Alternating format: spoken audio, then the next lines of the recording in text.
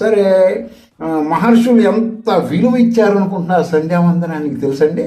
మామూలు విలువ కాదు. ఇప్పుడు ఈ మధ్య కాలంలో మన శంకరాచార్య వారు పెట్టిన పీఠాలన్నింటిలో శృంగేరి పీఠం టాప్ అండి. అక్కడ ఉన్న వాళ్ళు ఎవ్వరూ కూడా ఒక చిన్న మరకలు కూడా లేకుండా ఈ రోజు వరకు కూడా శృతుల ప్రామాణికంగానే ఉంటున్నారు. ఆయన వచ్చేసి బాధపడతారని కూడా అనుకోకుండా ఆ స్వామీజీ ఇప్పుడు స్టిల్ శృంగేరిలో ఉన్న ఆయన వీడియోలు ఉన్నాయి చూడండి. ఆయన ఏం చెప్తుంటాడంటే బ్రాహ్మణులందరికీ చెప్తుంటాడండి హెచ్చరికలాగా. అది హెచ్చరికగా భావించాలి. వీళ్ళెవరు అది భావించరు చాలామంది. ఏదో ఈ చెవిని వదిలేస్తుంటారు. ఆయన అంటాడు, మీరు సంధ్యావందనం చెయ్యండి. సంధ్యావందనం చెయ్యరు, నన్ను పిలుస్తుంటారు మీరు, నాకు అదన్నీ తెలుసు, నేను ఎట్లా వచ్చేది, మీరందరూ సంధ్యావందనం చేసే కదా ఆధ్యాత్మికమైన వృత్తులు చెయ్యాలి, ఎందుకు చేయరు అని చెప్పి ఒత్తిడి చేస్తూ ఉంటాడండి ఆయన. అలాంటి మహానుభావులు ఒక్కసారి చెప్తే వినాలండి.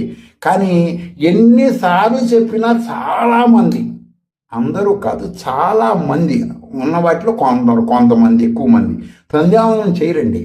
అర్థమైందా? అందరూ కార్యక్రమాలు చేస్తుంటారు. దానివలన ఉభయులు భ్రష్టత్వము, లాభం లేదు.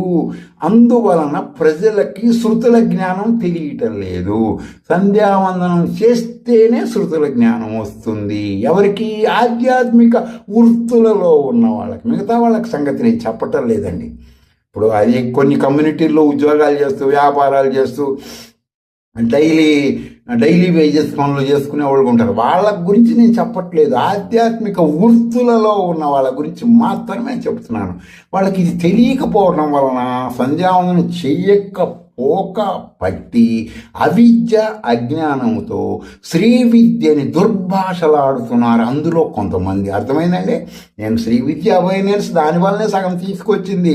ఒక సంఘటనలో టీటీడీలో వేదం చదువుకొని సంభావన తీసుకుంటున్న బ్రాహ్మణుడు శ్రీ విద్యని క్షుద్ర పూజలని చెప్పి పబ్లిక్గా మాట్లాడాడండి. చాలా బాధేసింది నాకు.